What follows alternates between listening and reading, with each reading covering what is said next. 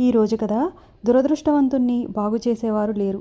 పూర్వం ఒక పల్లెలో దామోదరయ్య అనే అతను ఉండేవాడు.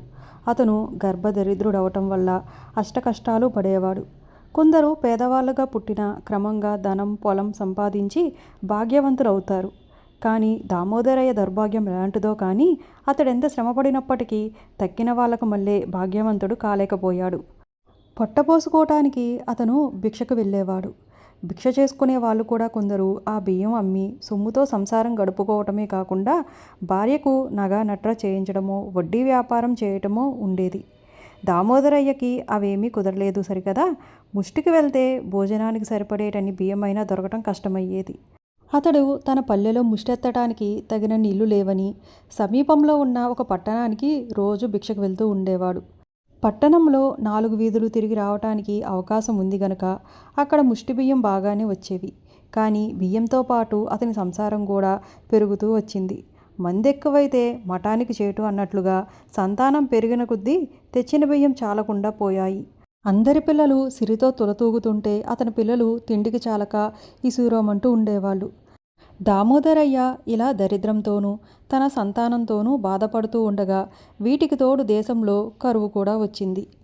కరువు వలన బియ్యం దొరకటం అంతకంతకు మరీ కష్టమైపోయింది. ఒకనాడు అతనికి దొరికిన బియ్యం ఉన్నాయా లేవా అన్నట్లు అనిపించింది. ఆ తేలిక మూటతో పట్టణాన్నుంచి తన పల్లెకు సరిగ్గా 2 జాముల వేళ తిరిగిపోతూ ఇంక బ్రతికేదెలా ఈశ్వరా అని ఒక నిట్టూర్పు విడిచాడు. అదే సమయంలో ఆకాశ మార్గాన పార్వతీ పరమేశ్వరులు నందివాహనం ఎక్కిపోతూ ఉన్నారు. ఏదో ఆలోచించుకుంటూ పరధ్యానంగా ఉండటం వల్ల పరమేశ్వరుడికి దామోదరయ్య నిట్టూర్పు వినపడలేదు. కానీ పార్వతీదేవికి వినపడింది. ఎవరో మిమ్మల్ని తలుచుకుంటున్నారు, వినిపించలేదా స్వామి అని అంది ఆవిడ.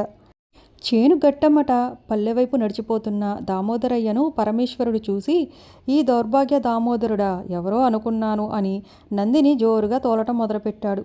పార్వతీదేవి ఆశ్చర్యపోయి, అదేమిటండి ఇంత చికాకుగా ఉన్నారు ఈరోజు? అతడు దౌర్భాగ్యుడని మీరే అంటున్నారు.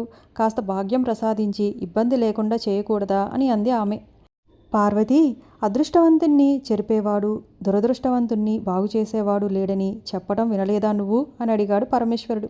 విన్నాను కానీ నందిని పందిగాను పందిని నందిగాను చేయగల సర్వసమర్థులు మీరు. మీకు శక్యం కానిదేముంది ప్రభు అన్నది పార్వతీదేవి. జాలెగుండె కలదు కనుక పార్వతీదేవి పరమేశ్వరుణ్ణి అలా తొందర చేసిందే కానీ నిర్భాగ్యుల్ని బాగు చేయటం ఆ దేవుడికి అసాధ్యమన్న సంగతి ఆమె గమనించింది కాదు. ఆమె కోరిక తీర్చకపోతే చిన్నబుచ్చుకుంటుందని ఈశ్వరుడు, సరే రేపు దామోదరయ్య మళ్ళీ భిక్షకి పట్టణం వెళ్ళే సమయానికి ఈ దారిలో ఒక వరహాల మూట తెచ్చిపడేద్దాం. ఏం జరుగుతుందో నీవే చూద్దువు గాని అన్నాడు.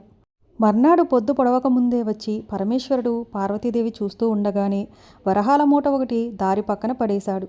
దామోదరయ్య రోజు మళ్ళీ మామూలుగా చెంబు తెల్లగా తోముకుని బయలుదేరాడు. పల్లెలో వీధి చివర బడిపంతులు ఇల్లుంది. ఆ అరుగు మీద కూర్చుని పంతులు కొడుకు పాఠం చదువుకుంటున్నాడు.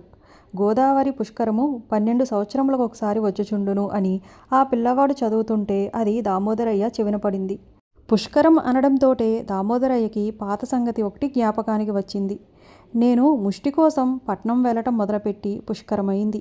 అప్పుడే మళ్ళీ నెలకో ఇంకో పుష్కరం వచ్చేస్తుంది. 12 ఏళ్ళు ఎంత త్వరగా గడిచిపోయాయో కదా అని అనుకున్నాడు. ఇలా అనుకుంటూ అతడు పల్లె వదిలి దారిలో అడుగుపెట్టాడు. ఆ బాటను చూడటంతోటే అతనికి ఒక దౌర్భాగ్యపు ఆలోచన తట్టింది.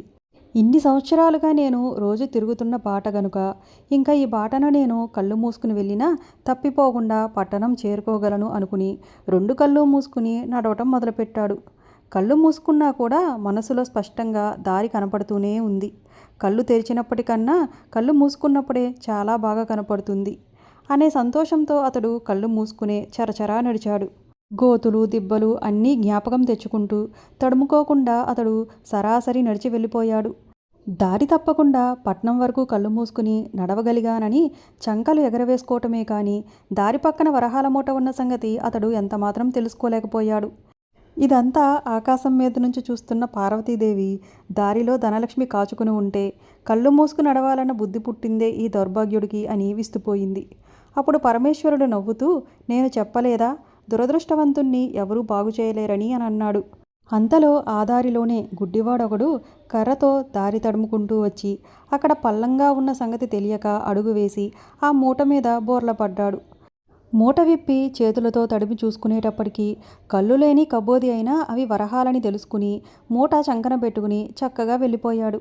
అదంతా చూస్తున్న పార్వతీదేవి ఈ చిత్రం గమనించి ఆశ్చర్యపోయింది. పరమేశ్వరుడు ఆశ్చర్యానికి ఏముంది, అతను దురదృష్టవంతుడు కనుకే కళ్ళుండి కూడా ధనలక్ష్మిని కానలేకపోయాడు. వీడు పుట్టు అందుడైనా అదృష్టవంతుడు కనుక చూడగలిగాడు అంటూ ఆమెను వెంటబెట్టుకుని కైలాసం చేరుకున్నాడు.